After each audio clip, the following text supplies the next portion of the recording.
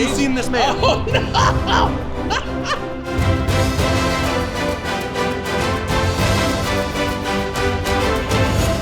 Guys, here with Jake, 90s B-Ball Cards. 90s B-Ball Cards on Instagram, YouTube. Jake, we're gonna go through some of the cards from your collection that you brought with you to the show.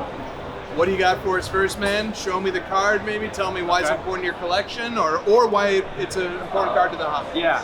So everything that I brought is available. So there's a lot of stuff I didn't bring. I know. So this is just scratching the surface, right? Indeed. So I'll just tell the story about maybe what I like about it or whatever. Sure. And we don't need to talk about what I'm asking for. Sure. People are interested. It might not even be around by the time they see this, right? That's true. All right, so the first one here, Panini Illusions, 90s B-Ball cards. I'm showing a modern card. Starting off with football as well. Right, starting off with football, like all the things that I'm known for. So this is a Josh Allen rookie card, but Jim Kelly, as you can see, is on there. It's a gold. It is numbered to 499, but this is jersey numbered. Jim Kelly's jersey number. So this is like the perfect Bills collector. So I actually got this for winning my fantasy football championship because Josh Allen just went off that year. Nice. So the commissioner bought this card for me, and then I graded it. So it's one of those cards that, like I said, it's really specific to a Bills collector. So I bring it with me. Who knows who I'm going to run into, and they might like it, but it's not something I'm really dying to get rid of because it does also hold that little bit of sentimental value for me. So, jersey number, Josh Allen, all that good stuff. Awesome. So, all right. What do you got next? the next one, so this is the 97 Triumvirate. This is the Luminescent of Dennis Rodman. So this one I actually pulled on the channel. It actually fell out of the pack when I had the cards in hand. This one slid right out. It was so eager for me to see it. But so I like this one better than the Illuminator, which is more rare, more valuable, because in this series, the Illuminators don't have any refractor finish, it's just the acetate. So these are really hard to grade because of all the die cuts. So this one got an 8. I didn't really care. I wanted slab. I'm bringing it to National. A lot of people are going to want stuff like this slab. So, it's a pop one. There's only 10 graded higher. I don't know how many of those are 9s and 10s. I can't remember. Right. But Dennis Robinson is also just kind of like a cool guy in Chicago. Yep. Doesn't hurt to have Bulls cards. So I agree with you too about the Luminescent from this series of Triumvirate being the best looking one. Yeah, they look awesome. And I think the hardwood also is really a cool one for basketball. It's a specific basketball design. So, the lightning bolts you could have in any sport that's in Series 2, but the hardwood, you can only get it in basketball. So, the next one, so this is a penny. You might be surprised to see it. But so this... Because it's not in a Magic uniform. Right, there's that, and it's a PSA 10. I already have one in a raw copy, but it's a PSA 10 Pop 1. So I figured, again, I'd bring it. You never know. I know there's a lot of penny guys here. A lot of them don't love the Suns stuff. Some of them do. So you got to bring stuff. You never know who's going to want what. And since I already have a raw copy, I don't need a 10. That's not really what my collection's all about. So, if it was a 9, probably wouldn't be here, right? Sure. So that's and it's a Pop 1. Yeah, and this is also one that I found at a local show.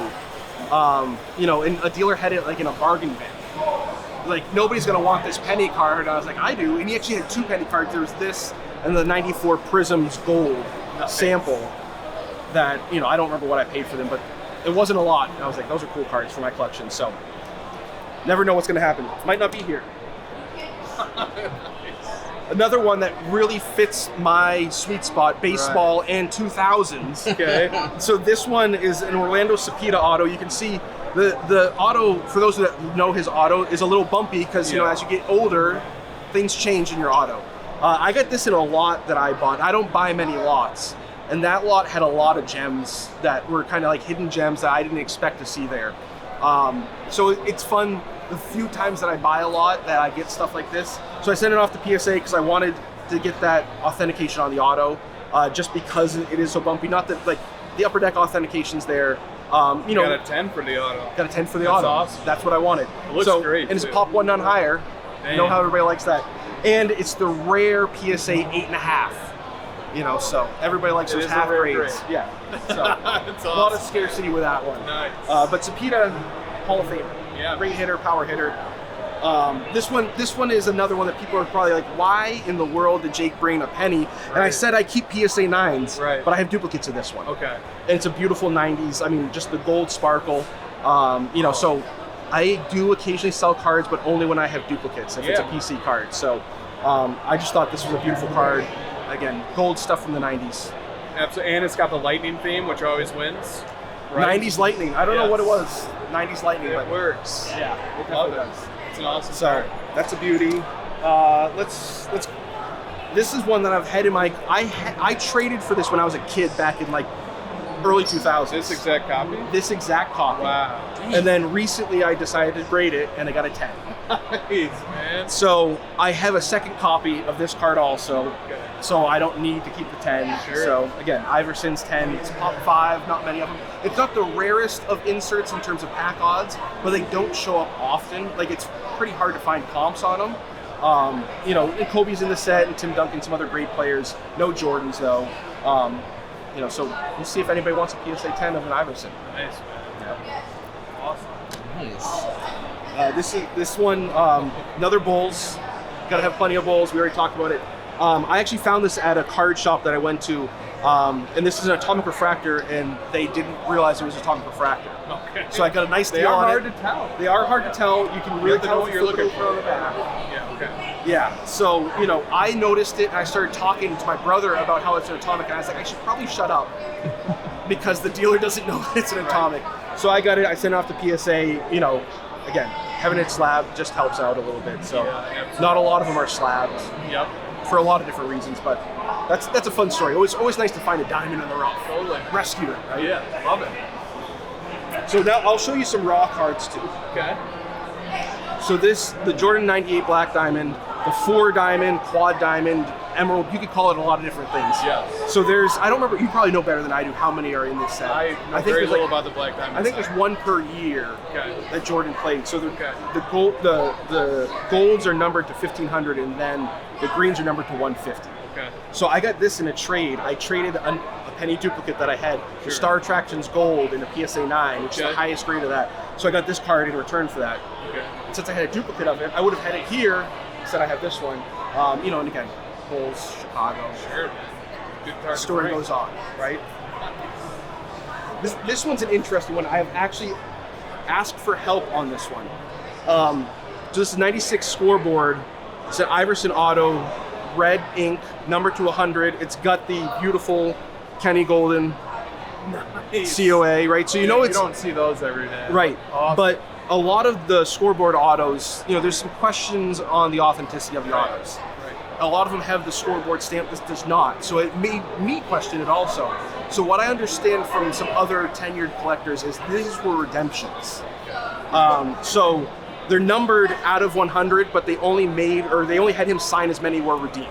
So there may not be 100 of them. No comps, there's not a lot of it. It's a mysterious card. I actually sent it to PSA. They wouldn't slab it because they didn't have any spec info on it. So, that adds to the story of it. It's something that I think it makes sense for me to get the autograph authenticated. So I'm gonna try again. Okay. But before I can, I'm here. So if it doesn't go to another collector here, it'll end up in a PSA slab one way or another. I'll force it into it. Dude, Nat might be interested to learn about that product and that set. That's a good idea. Get the specs set up if it's not set up yet. And I think I know somebody that can help set up that up. Yeah. Let's go. Another really kind of random one. I love Corey Maggette. I got a soft spot for him. He went to Duke, that's my team, and he was a rookie for the Magic, but I also loved him for the Clippers for some reason. So this is a card that my buddy pulled back when this set first came out. It's a game used patch. So a lot of the buy the letter from SP Game Used aren't game used, right? Later years. They stopped using the game used jerseys and stuff.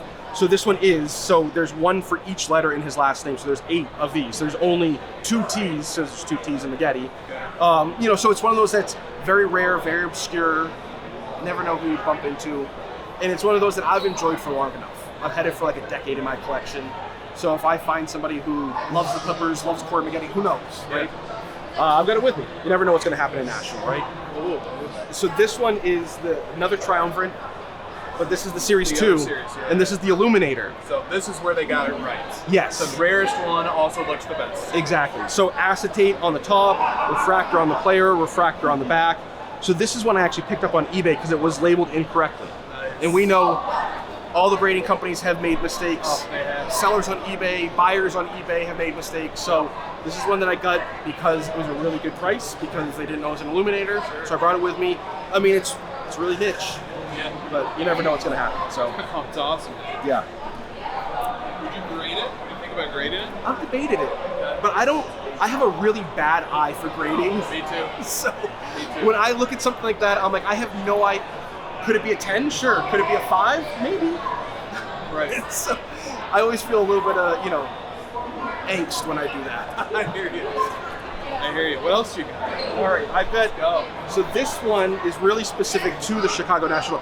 I bought this in a $1 box Okay. at the Chicago National in 2021.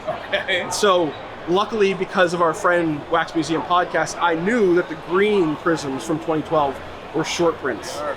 So I grabbed it for $1, said it's a no-brainer. It's an obscure player, but it is a rookie card. And again, we're at the National, who knows what's gonna happen. When the greens sell, it's very seldom. Yeah. So, And he just won a championship and just signed a new deal with the Nuggets. so I should probably have him inscribe this with it. Yeah. But he's not signing. So, Wow. tough break, right? Tough break. But some Nuggets collector might want it. Maybe. Maybe he was in a Nuggets uniform. Here's the last one I think that would be good for today, right? Okay. All right. For today. So this another Bulls one. This is Elton Brand, second year card. Nice. So this is an SPX Spectrum number to 25. Nice. My friend pulled us out of a pack back in 1999. Okay. And because Elton Brand's a Duke player, traded it to me. Yep. And it's one of those cards that I recently got the penny of it. So once I got the penny, I said I don't need the Elton Brand anymore. Right. So I brought it with me to National. Again, I Chicago, love how number strategic 25. you've been with the Chicago. I tried to think it through a little. Yeah. I used those couple of brain cells I have left. Yeah, I'm trying to think through things often as well. It's hard. It's Yes, tough. it is. That was amazing, dude. Take a look at it. Dude, it was encyclopedic.